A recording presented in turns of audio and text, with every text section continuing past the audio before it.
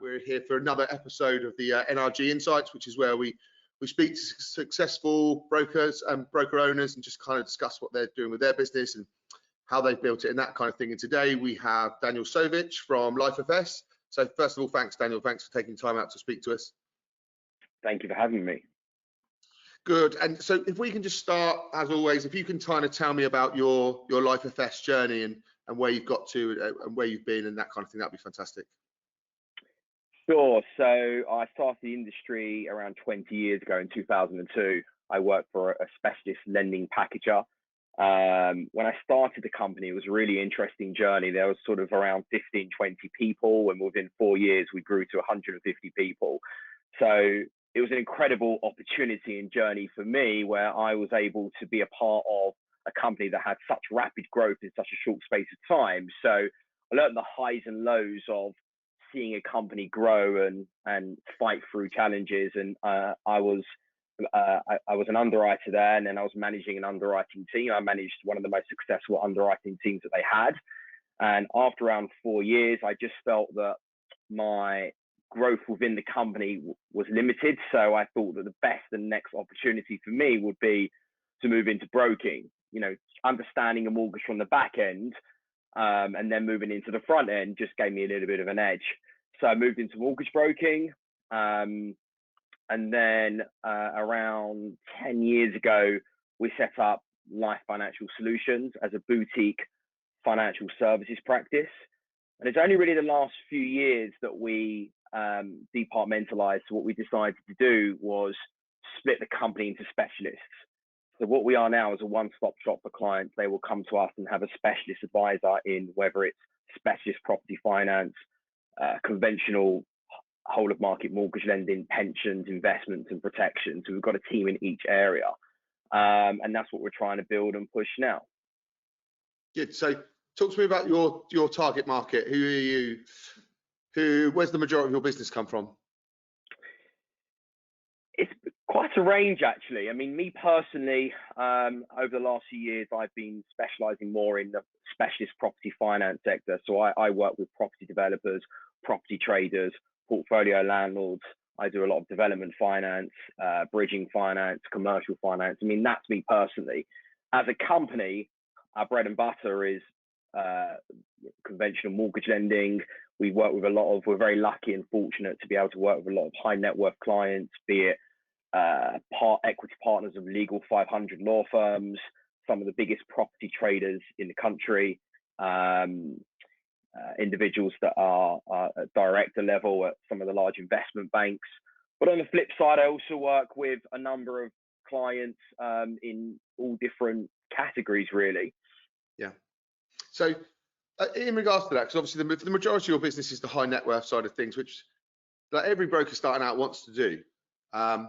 Is it something that was targeted at the beginning, or did it just organically become that way because you help one, you help another, and that's how your referral system goes? Or did you go out to target the high net worth individuals, or how did it come about that you became that brokerage? Yeah, it's an interesting question because absolutely, listen, every broker starting out all want the bigger tickets. They all want the sexier clients, the bigger loan sizes. And I think it's quite naive to go and just hit that market without going through that experience. It's super important that I made sure that I was not necessarily building up to it, but making sure I had a variety. The starting point is building lending relationships. So you've got a right home for your clients. But what I actually did when I started out is rather than hitting clients, I hit introducers. I made sure that I had built a relationship and I was proactively going out and trying to get estate agencies on my books and accountants and solicitors and what have you. And then you're not really in complete control of the type of client that you get because these introducers are going to get various different types of clients. So I actually went and didn't hit the public, I hit the introducers. So I'm very lucky where I've been able to still to this day have some incredible estate agency relationships, accountants, solicitors, and that's worked quite well. So, and I think once you do a certain type of deal or you work with a certain type of client, it gives you a bit of a flavor for it. You learn a lot, it just kind of clicks, and then it starts coming to you. But I treat every client in exactly the same way. I spoke to a client today who wanted a £200,000 mortgage. I spoke to a client a few days ago, and I'm looking into an £8.5 million commercial loan for them. So it varies, and I'm quite happy. I know you treat everyone the same, but surely some of them you think about when you wake up in the morning. The sexier deals must still be more exciting, or do you genuinely look at everyone? I mean, you can still treat the customers the same, but I just think, in all honesty, like the bigger ticket stuff is the stuff that you do what you do for. It helps you, your experience, your knowledge, and that kind of thing. You're using it all. So, yeah, absolutely. I mean, look, it all comes down to capacity as well. As a company, I want to be able to focus more on what I specialize in, which is the more specialist stuff and the higher net worth clients. So, capacity, if you're at a situation where you're maxed out capacity and you've got £250,000 mortgage over there or an £8.5 million loan over there, of course you're going to take the £8.5 million. But we want to make sure as a company we're still able to look after those clients. Yeah. So of course I will then start to allocate to other brokers in the company that I see fit for it. So of course you're going to want to focus on those types of inquiries as and when they come in. And we're lucky that we've built this business organically. So we don't advertise. We get recommendations on a daily basis. Not buying internet leads. No. Listen, there's nothing wrong with internet leads. We have done it before, and sometimes it works, sometimes it doesn't, and sometimes it's great to switch on. When you're recruiting, to make sure that advisors coming in are always filling their days up with leads. And I actually think it's a really good learning curve for a broker, whether it's a new or experienced broker joining a firm. Some of those internet leads can be the hardest leads to crack and get conversions. So if there's 10% conversion rates and stuff is a hard gig. But it's like it's like hit the phone. And sales. If you can beat that conversion ratio, it puts you in good stead to deal with the hotter leads for sure. Yeah, just going off on a bit of a tangent. So you start off as an underwriter. Do you think that holds you in good stead to do the more complex commercial stuff? Because you kind of 100%. Yeah. 100%, because you can talk on a level to your relationship manager, to someone on credit, to an underwriter. You can talk on a certain level. And when I look at a deal, I always look at the logic and the story behind the deal.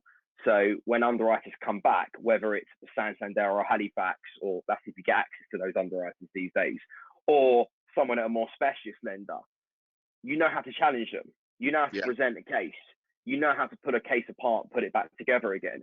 And I've had a number of scenarios where, I'm quite persistent in what I do. So, I've had 3 no's from a bank, and I'm pushing and pushing and pushing until my logic comes through, and then we get it overturned. I don't think I would be able to do that without my underwriting knowledge and experience. So it's definitely put me in good stead for sure. It's really interesting, because I think that there's a world of quick wins at the moment where kids are being driven. Kids are condescending. Young advisors are coming into the market, and they're being pushed straight into advice. They don't know the why behind it. Are you saying we're not young anymore, Marcus? No, not like youngsters like us. I mean, other youngsters who have come through the easy route, not the easy route, but do you know what I mean? You're thrown in. They show you how to do a mortgage. You're CMAP qualified, so all of a sudden you're a qualified advisor.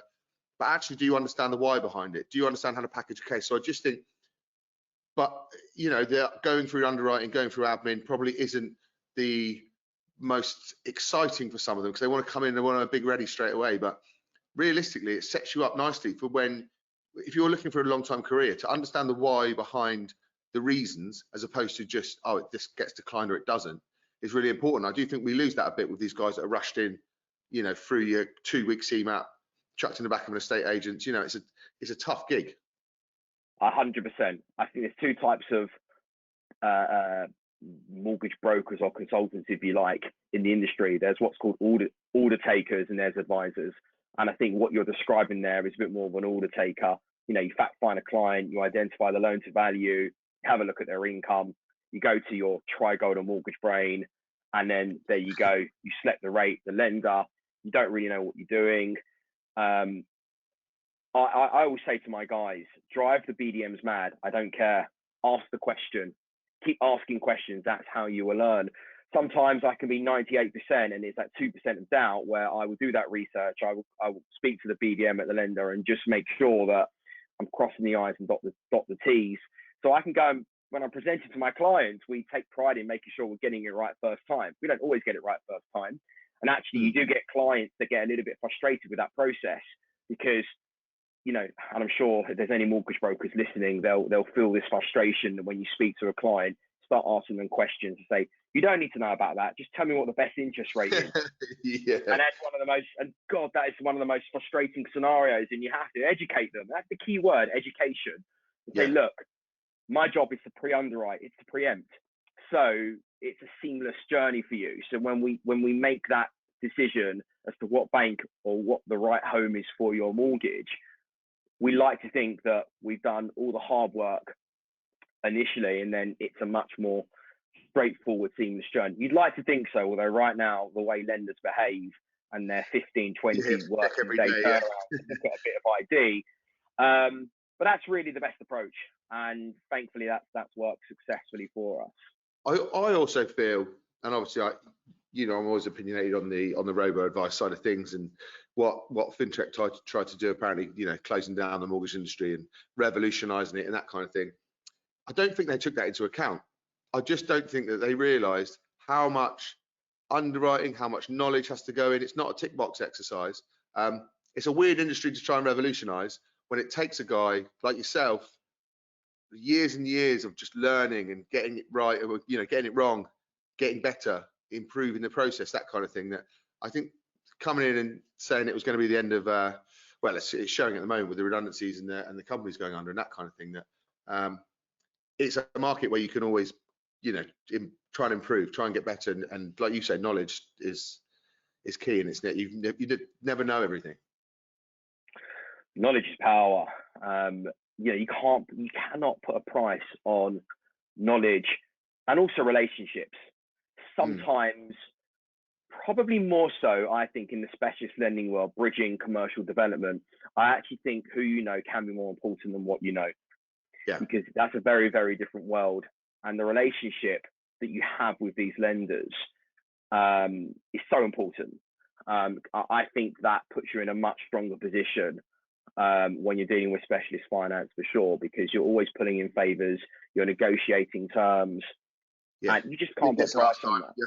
I know you did this for this person. It's not, but there's no matrix for specialist lending, is there? There's no like, this is what it is. This is the, this is. Well, there is to a degree. With some lenders, they will publicize rates, but again, the relationship and the volume will dictate. And because it's unregulated, they can. And I think that it does make it quite challenging, which is why, there's been rumors for years that the likes of bridging finance would become FCA regulated. That's just never happened. Can you see it happening? Can you see it happening? It's a lot to deal with. I think the FCA have got so much other more important things to worry about than actually something like bridging finance. It's been a talk for a long time. I think if anything's going to become regulated, I think buy-to-let lending will become regulated certainly before, bridging commercial and development finance. I think that would make more sense. And we're directly authorized, but we were part of a network for many years. And actually the network trained us to deal with a buy-to-let mortgage from a compliance packaging perspective in the same way as a regulated mortgage. So we'd always treat it the same in terms of our compliance checks, because even the bigger networks would predict that at some point they would become regulated. I'm not convinced bridging commercial development will become regulated. I just don't think it makes sense, but I would never rule it out. Yeah, I think they've got to sort out protection first before they sort out commercial. To be honest, I think that's also true. Yeah, that's also true. Yeah. So, what I wanted to talk to you about today, which is really important, I know went off on a tangent there, but it's all interesting stuff. Something that really struck me when we started speaking, and we've obviously spoke quite a bit in the past, is your values for your business. Every business says they have values. Every business says that we've got a set of values that we follow. We don't veer off them. But you guys live and breathe it, and it's genuine. You can see it. You can see it when you have meetings with you. You can see it how you make your decisions, and you can see it in every aspect of the business. So I just want to kind of start off with, and we don't have to go through the values or anything, but it'd be interesting to see, like, what was the decision behind, like, this is, we run everything past this. We make sure this ticks off our values before we do it. And how has that helped you as a business, or has it hindered you as a business? Obviously, it affects your decision making. So it'd be interesting to kind of delve into that. My only regret in response to that, Marcus, is I should have done this a long time ago, to be honest with you. Having values in a business is an absolute non-negotiable.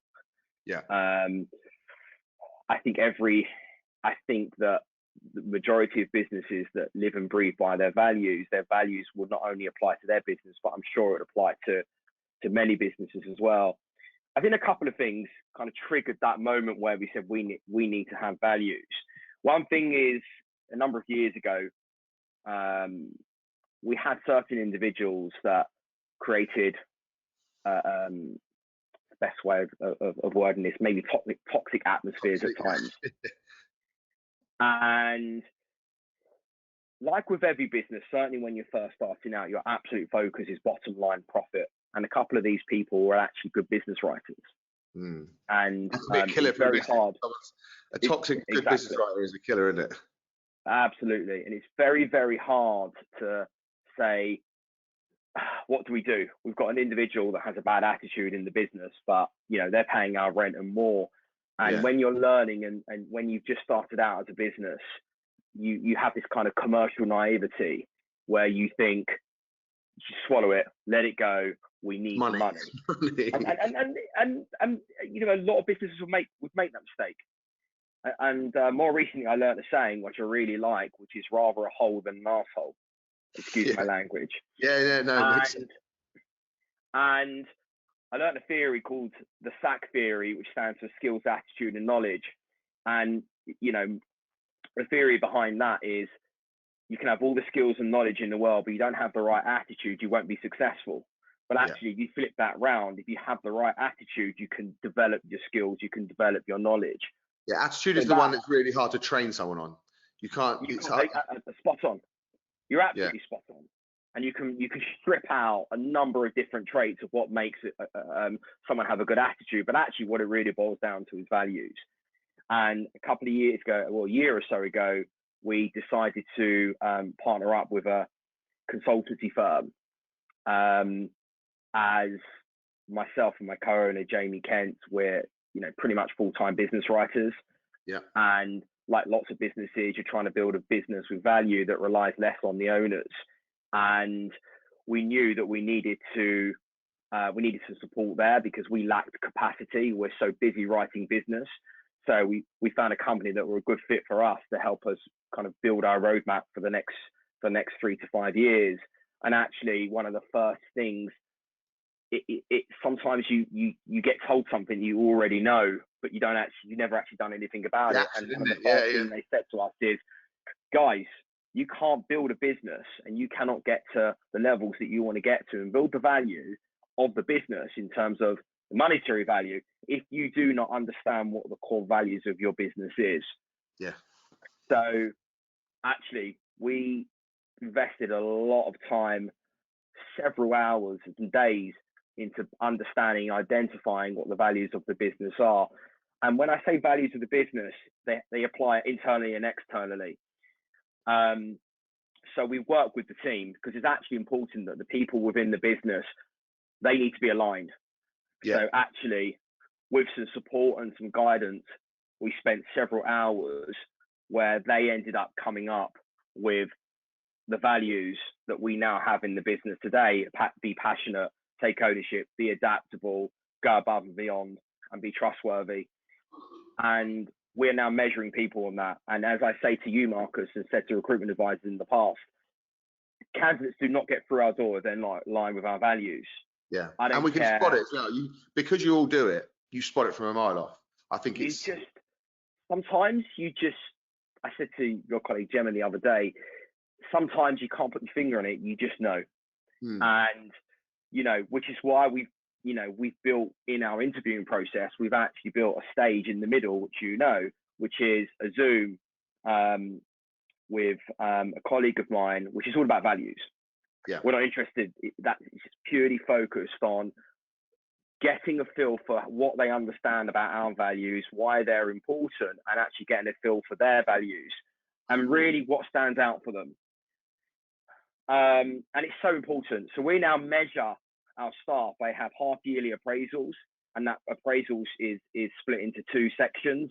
First section is competency. We measure competency, obviously via productivity or whatever their job role is, and actually based on measuring their values, where we ask them to measure how they think they've lived and breathed those values over that period of time and compare it to our rating.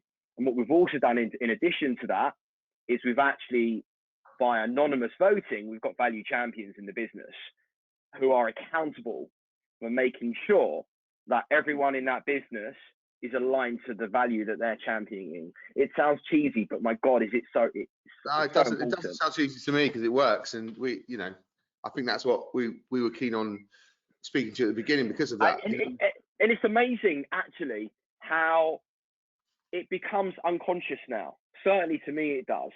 And when I'm speaking to individuals, even if it's not a client or a member of staff, it may be a lender, as an example, or maybe a third party. And if I just don't feel they're aligned with our values, you just don't want to work with them.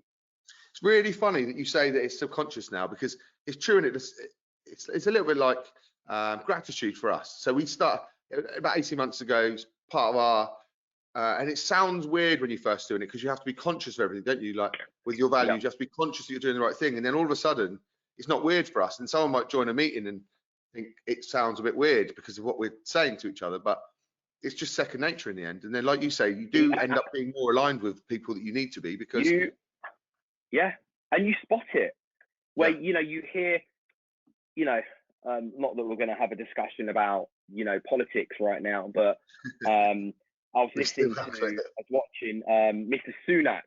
Yes. And the amount of times he has mentioned values in his responses to the public when they're asking questions.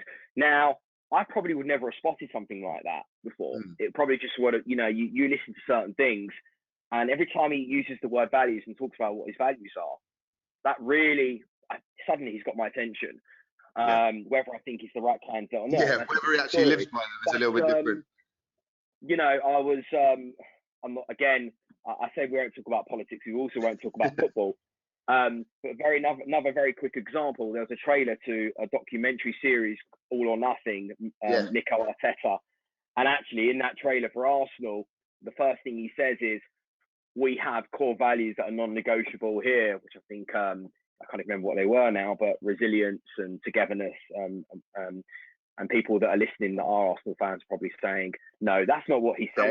I watched something similar with the Burnley manager. They've got non-negotiable values, and obviously they run on a shoestring. They're punching above their weight as a business and as a club, but they live and die by their values. Same as like you said about the Arsenal side of things. And that's what makes them successful. And it's so critical, and I genuinely believe that you could have 4 out of the 5 of my values. It'll only get you so far. I think that those people that want to be successful, if they're aligned with those values, they absolutely will be. Because again, as we said before, we can teach someone the skill set that they need to be successful. People can gain knowledge over time, but they absolutely need to have the right attitude and, in our perspective, be passionate. Out of your values, interesting. Out of your values, what do you think is the most important? I know they're all important. Well, I've got one. I think it is. For me, it's got to start a trust. Yeah, 100%. I think any relationship, but business, personal, whatever it is. And I always thought that about you, because obviously I look at your values and I think that. Well, we actually stole one. We stole one of yours, Go Above and Beyond, because we do it. We do it. So we thought we'll add it. I add a little bit of everything. I think is brilliant, but also Above and Beyond. Like it's not just a bullshit value. Like when we get a phone call at 9:30 and you can't be bothered, or when you know you've got to speak to someone, it's not out, or something's not quite right. Like we have to say to ourselves, we're going above and beyond. Not picking up your 9:30 p.m. calls now, Marcus. That's why I leave voice notes. But they, but genuinely though, it helps us and go, are we being above and beyond? If we're not, we're not living by our values. Like the trust thing. You're spot on. We've lost money through our values. I'm sure if we could check it, we've gained lots more money than we've lost. But doing the right thing is one of ours. And sometimes we could make money by potentially not doing the right thing. That would affect maybe another recruitment company or someone that we don't even know, not any of our clients or anything like that. But and that's a killer, because it's cash on the table. It's someone you don't know, but doing the right thing is doing the right thing when no one's watching, isn't it? That's the big thing. So we sit down and we sense check ourselves and say, look, is that Absolutely. But and I think your clients recognize it as well. We use the going above and beyond scenario, and I'll link that back to a topic we spoke about earlier about new advisors coming into the industry, and I use the wording order taker. Yeah.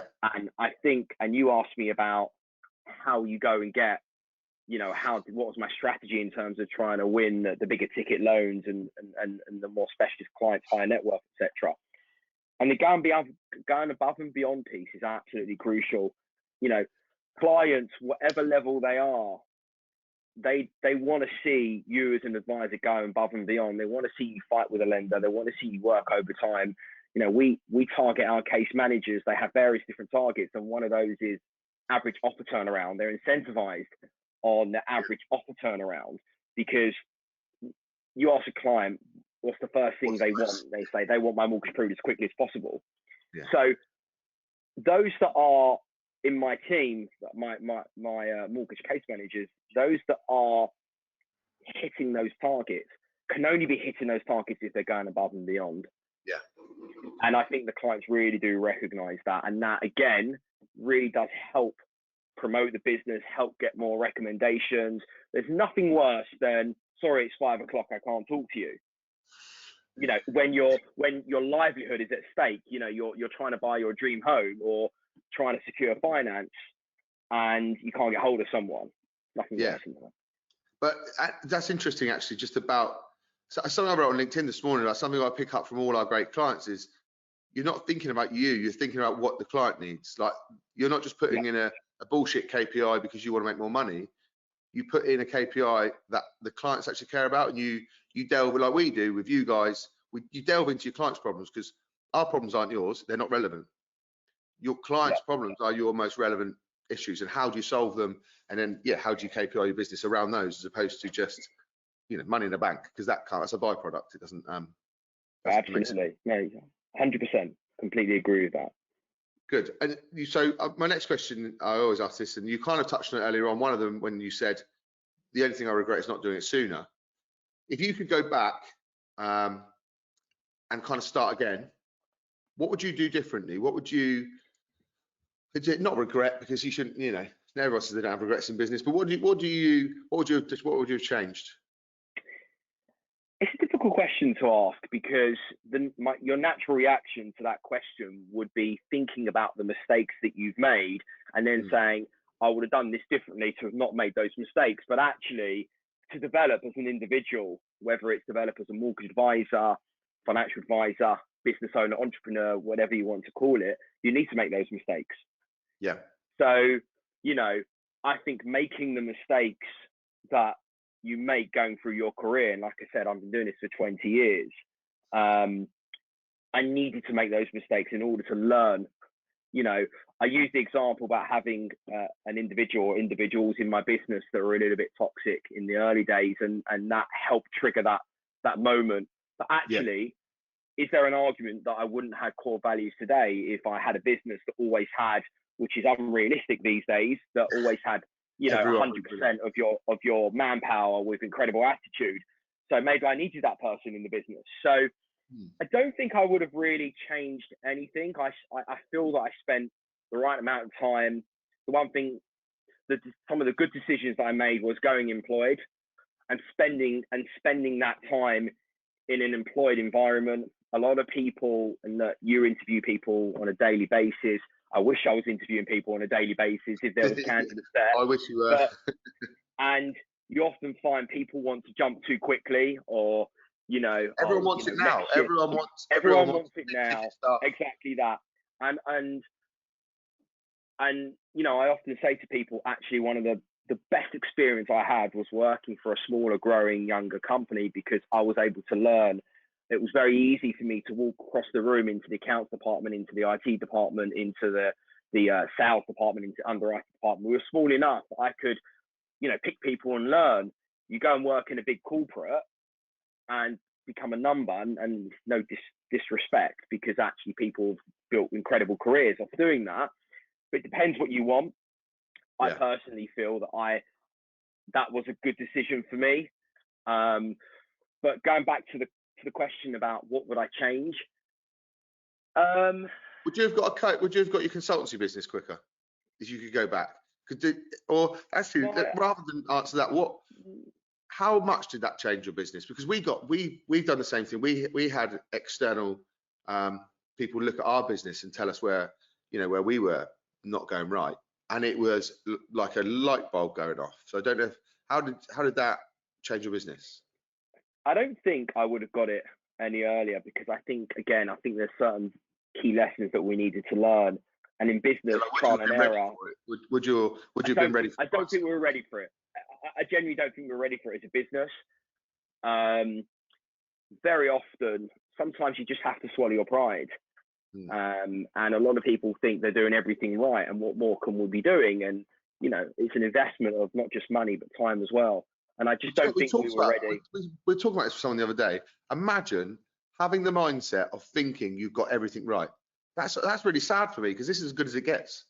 If you're nailing it and there's no part of your business that can improve, like as a business owner, what a shit place to be. But you know what I mean? There's got to be something. And like you just said, but listen, everyone's got their own interpretation of the word success or satisfaction.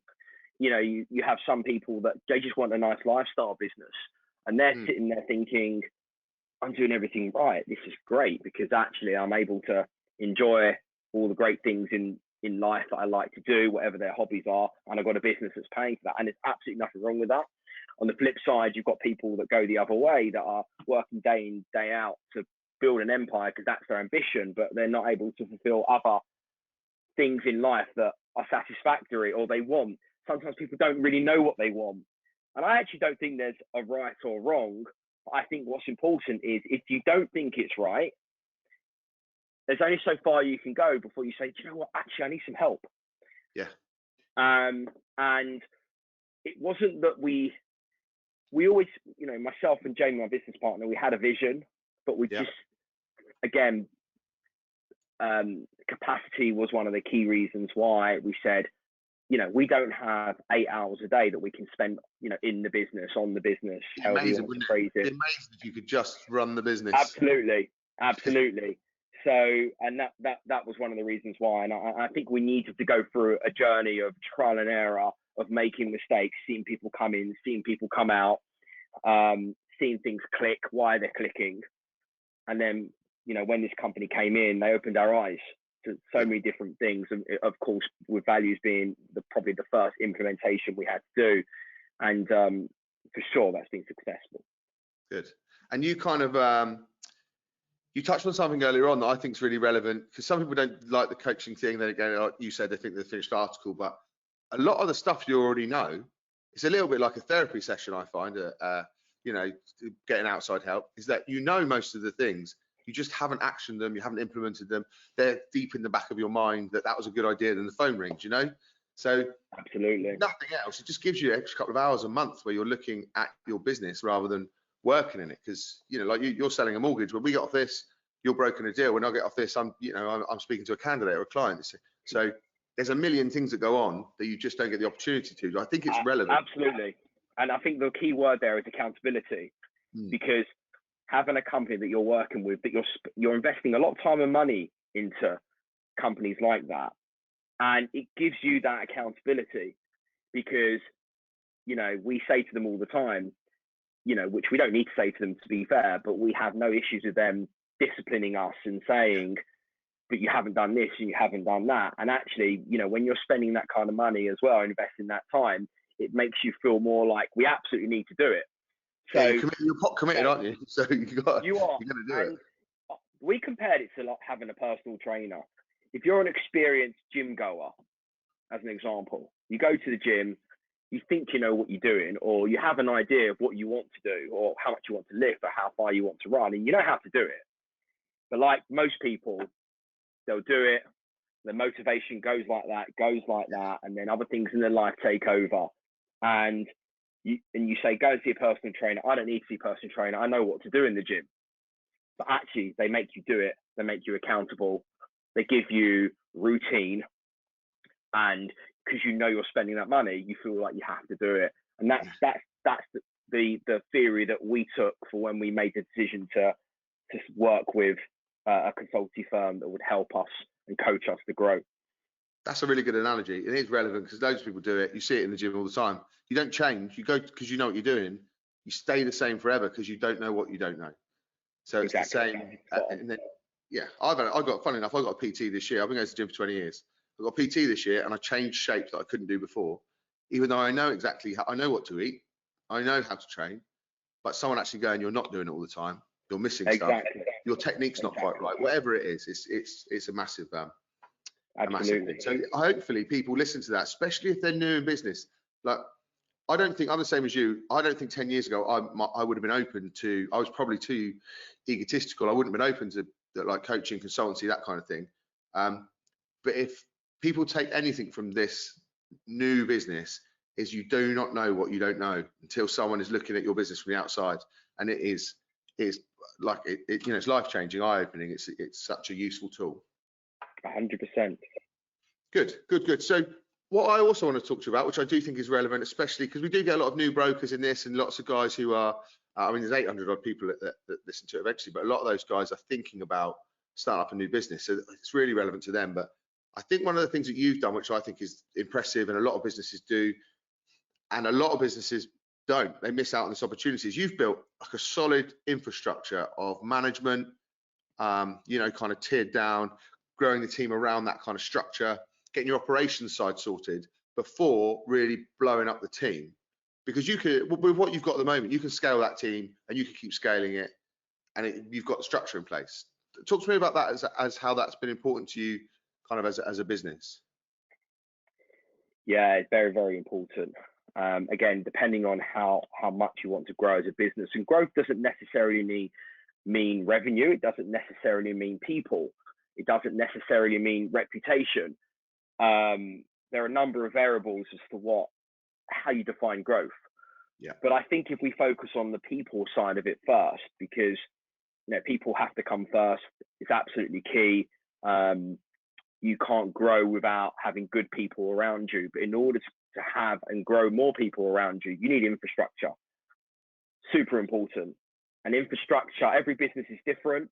The first thing we need to do was understand how we're going to build that infrastructure. And the key word there is data. Yeah. And one of the first things we did was bring in a data analyst. And we've now actually got a data analyst, and we've actually got a junior data analyst. How much has that changed the business when you actually look at something that's data driven rather than emotional? It's unbelievable, actually, how you don't realize or appreciate. In fact, I think back and I think, how on earth did we operate without having data to hand? To actually be able to measure the performance and the productivity of what we're doing. And it's also massively aided us in the compliance side as well, because the compliance guys that look after us, they want to see the KPIs, they want to see the data. So this is now automated. So not only is it helped us massively in fast tracking to certain compliance solutions, it's helping us grow the business and understanding what our needs are. And that was a key part of ensuring that the infrastructure was solid. It allows us to see, for example, it allows us to measure the capacity of the team, so we can see exactly how many cases someone's doing, how long someone's taking on a case. Because it's very easy as a business to say, oh, the team are so busy, they're maxed the capacity, let's go and recruit. Yeah. But actually, is the gap because of lack of capacity, but is the gap because of lack of training? Yeah. And that's what the data will help us do.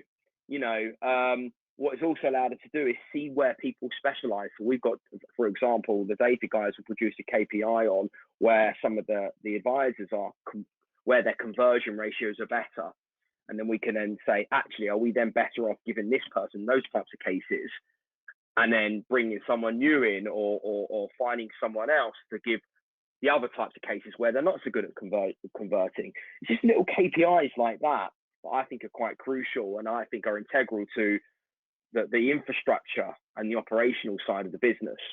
Yeah, that's massive. And again, lots of people don't do it. Like the data analyst stuff is, is for bankers and that kind of thing, but it's so relevant to broking. And also you can see where things drop out. You can see why they drop out. You can improve, and your KPIs are related to the things that aren't working. So you improve something. It's just like we always say about just getting better, just 1% better. It's hard to know, because I feel like we did the same thing. We were too emotionally driven. Like, you're too busy because of this, and you're too busy. And then suddenly you look at data and go, that's not because of that, actually. It's because we've missed out a section that we should have done in the process. And so our process got longer, but better. So absolutely. Why do you think people don't do it? Because our industry isn't data driven. When I speak to salespeople, they're emotionally driven. They build teams on emotion. Why do you think data analysts aren't a massive thing that we look for in our industry? Really, really, really tough one. I think that people perceive it to be an unnecessary cost. I think a lot of people think that they can get their own data. Some of the super organized advisors that have, nice CRMs and fantastic Excel spreadsheets, they feel that they can, but when they're managing their own client bank, if you like, you're quite right. A lot of it's done on their perception of capacity, which is very much emotional, because it depends on how you feel on the day as well. You can have one day you could have 15 new inquiries on your desk and you can get through them. Another day you think, oh my God, I'm just too busy. It just depends how you feel. So you use the word emotional. I think that's really important. It's not the norm. It comes from like overwhelm and stuff, doesn't it? But that's, like you said, that's a day-to-day thing. That's not data driven. That's not a business thing. It's just absolutely. I just think it's our industry, and a lot of industries are like this, are very good at following what they think the norm is. It's not the norm to have a data analyst. It's just an unnecessary cost. But the way we see it is, for what it might cost us to have that person in, let's look at the amount of money that we might have lost on bringing people in that we didn't need, or bringing the wrong people in, or giving that person the wrong type of deals. Maybe he or she had the right somewhere makes it way over a salary of a data analyst. Absolutely. So I don't think there's any, from my perception, my opinion is there's no such thing as the norm in our industry. It's not going to be right for every business, but we just felt it was right for our business, and it allowed us to build an infrastructure around it. I think data analysts is the same as some people feel about operational stuff, is that it's just a cost. I don't think people see the bigger picture, because, and to be fair, most of us aren't coming from business school, we're coming from sales. So we've always been told that the seller makes the money and everything else the cost of the business. But if you actually have that kind of helicopter view of your business and see how much you're saving from someone doing an operational role, which you guys obviously have, you've nailed it. In regards to infrastructure, you've got that sorted, so you can scale out. Listen, the first thing you think about is the big banks. The big banks, they have back office, middle office, front office, and they could not operate efficiently without having all of those different areas. Super important. Yeah, I think so. That's really useful. I hope people get a decent take on that, because there's a few real nuggets there that I genuinely believe, because obviously I've got a core set of people that I speak to all the time, and you all have similar beliefs and you all understand the industry, but I speak to a lot of people who, let's call them potential future clients, that we can't work with at the moment because they just don't get stuff like that you're doing. I think it's really important. So hopefully, people take stock of it and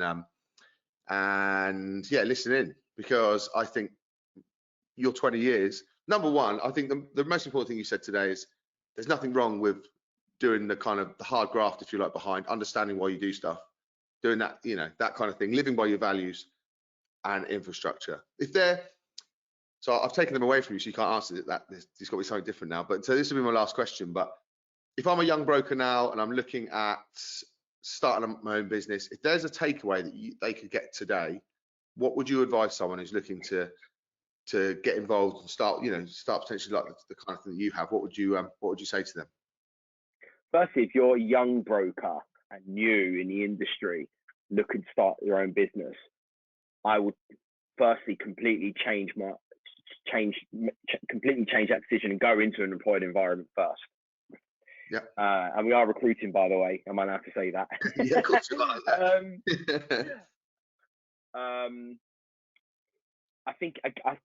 Let's not go inexperienced then. Just like, young brokers have done, say, a bit of their time, but they want to start a business, but they haven't really got the first. What would you say the first thing for them to do is, or the most important takeaway they can get from today? What would it be?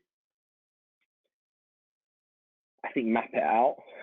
I think what's your vision? What do you actually want to get out of this? Understand firstly what your vision is. Do you want to be a one-man band that wants to make as much money as possible, just work for yourself, and that's fine? Do you want to build a business with people?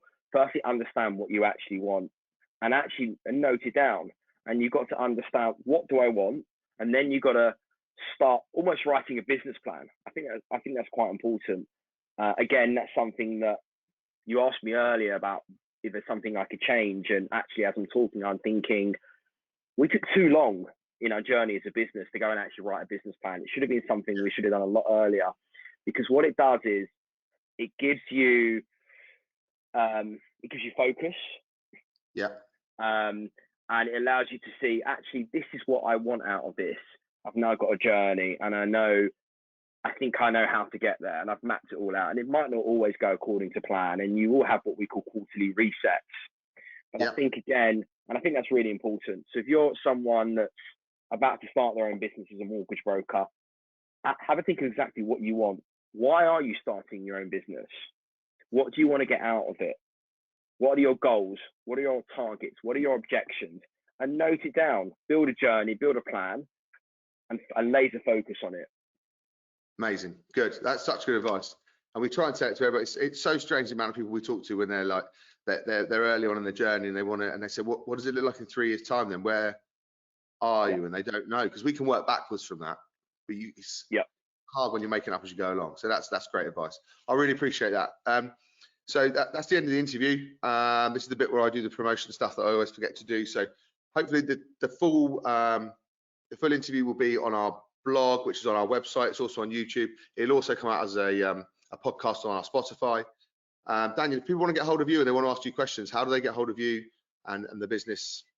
We'll take a look at our website, www.lifefs.com, or you can look up the company on LinkedIn, or you can look me up on LinkedIn, Daniel Sovitch, and they can certainly contact me through there, or they can come to yourself, Marcus, and then they can contact me through you.